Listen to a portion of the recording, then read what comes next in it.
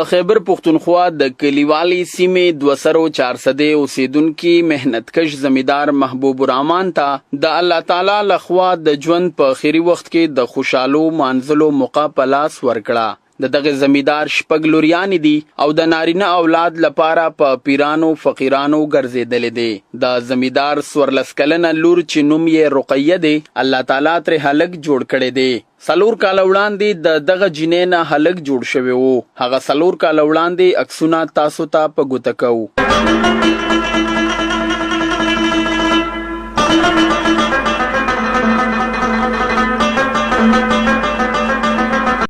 ولی بل خوا نن 4 کاله پس د هلک چې په اسد الله نوم یادیږي دغه حالات ګورو چې څه کار روزګار کوي او خپل ژوند څنګه تیروي.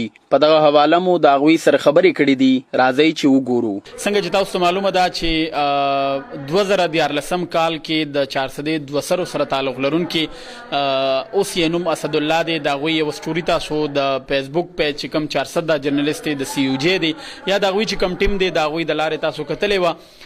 4 کاله بعد موجود یو د 400 په 200 کلی کې دغه ملګری اسد الله سره د دوی سره به خبرې درې کوو چې مخکې د دوی ژوند څنګه تیرېده اوس د دوی ژوند څنګه تیریږي. اسد الله السلام علیکم. وعلیکم السلام. څنګه تاسو خیر دی جی؟ دا راته وایي چې خپل زړه کهانی راته بیان کې کوم چې تاسو ملګری ویني نو هغې ته به لږه خوشحالي محسوس شي. ستاسو نوم څه او اوس مو نوم څه دی؟ په دغه هلک جوړېدو باندې تاسو ته څومره خوشحالي محسوسېږي؟ بس مخکې نوم روکیا و اوس اسد الله دی جی. او بس اوس ډېر خوشحاله یم جی. مخکې هم خوشحاله و خو لږ اوس ډېر زیات خوشحاله یم. صحیح ده. ستاسو وروڼه خویندې څومره دي؟ 15 خویندې جی. خور مو نشته بل یو یم. تاسو اوس کار روزګار څه کوئ؟ مخکې ژوند ته مو څه اراده ده؟ چې دې ټایم کې زمینداري کوو اراده خو مې شته دی ښه کار ته.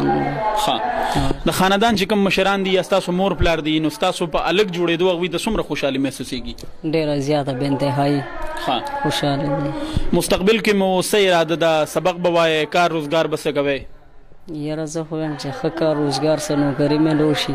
سکول خو مو نه دی ویلی خو خیر که داسې څه میلو شو لکه. صحیح ده. واده ته دې څه اراده ده؟ انشاءالله واده خو کول غواړي. کول به غواړي که کوی به جي؟ کوو به جي. اراده دې شته؟ بلکل.